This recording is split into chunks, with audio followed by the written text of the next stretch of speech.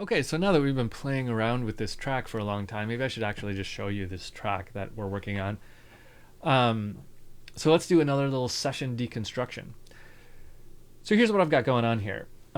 This particular singer sent me the stems for this track. Now the stems are like the individual files of like the guitar part, the bass part, the vocal part. Um, and what I decided to do is mute them all. So there's none of them there. And I'm just going to work with his voice, and I'm just going to rebuild a track around him. This is kind of the typical way that I approach kind of a remix or a production kind of job. So I just have his vocal here, and I've chopped it up a little bit.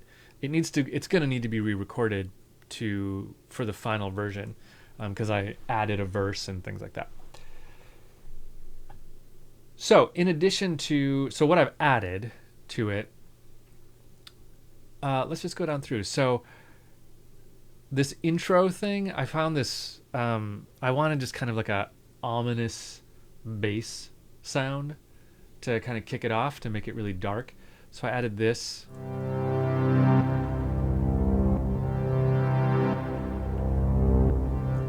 And that's with a plugin called an FM8. You see here, this means it's a plugin. So if I click the little wrench here, it's going to open the window for the actual plugin. So FM8 is a really cool plugin. It's kind of designed to emulate this old synthesizer called the DX7, which has come up already once in this class. I like the old DX7. So FM8 made by Native Instruments. Next, I have another FM8 doing this really subtle kind of minor thing. Just doing that to add a little texture. Then I have another FM8 doing this.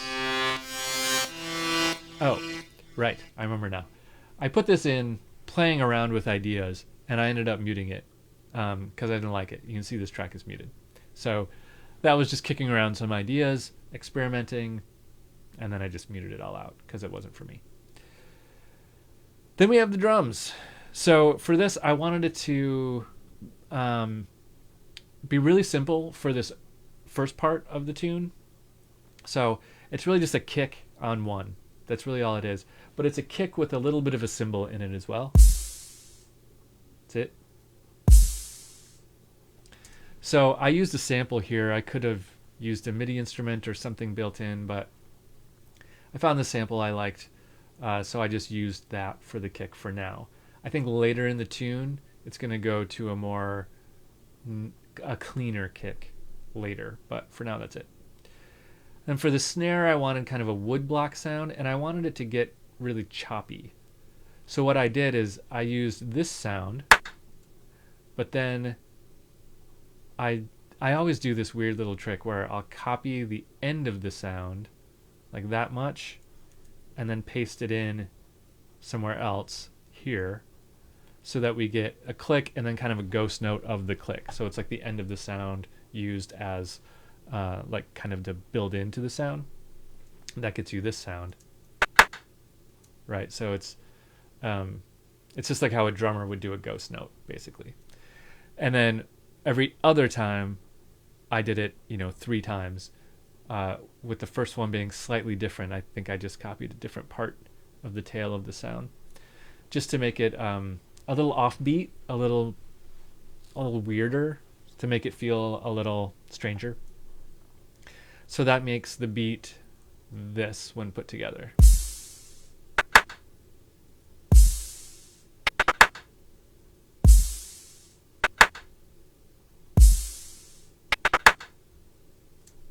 Pretty simple, right?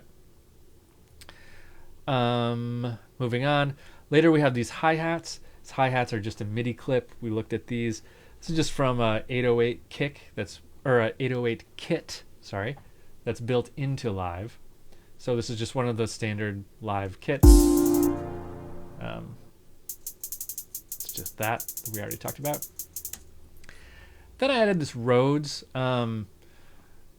A Rhodes organ, if you haven't seen one, is like it was really popular in like the 70s. I still really like it. It's a physical thing. It's a keyboard, but it's kind of hybrid analog electric. Anyway, this is a sample library of them. I use this program Contact, and you'll see a lot of samples for Contact. If I open it up, Contact is basically a sample player. So you buy libraries for contacts, and you can get really high-end libraries. So I have this strings library. I have some piano libraries. Yeah, this Maverick is a piano library. Grandeur, Gentleman, these are all piano libraries. These are some weirder sounds, just libraries that I've bought and installed, and Contact basically just plays them. So for this one, we're using this Rhodes library that I got, and it's a really nice, realistic Rhodes sound. So it sounds like this.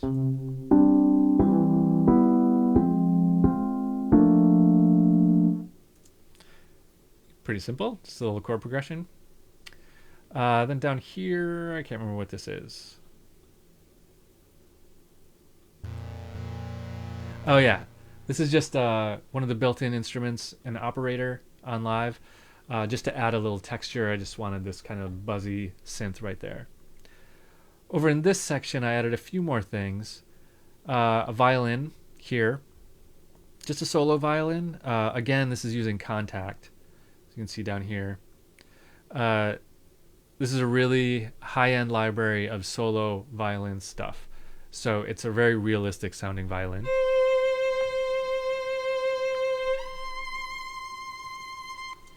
So I'm really happy with that sample library, so I really liked it. This is another operator, just default patch, right out of the box. Nothing adjusted at all. Just create a little texture. This is another Contact library made by this company called Output that does kind of weirder things, but I really liked this one after I adjusted it a little bit to make it sound the way I wanted.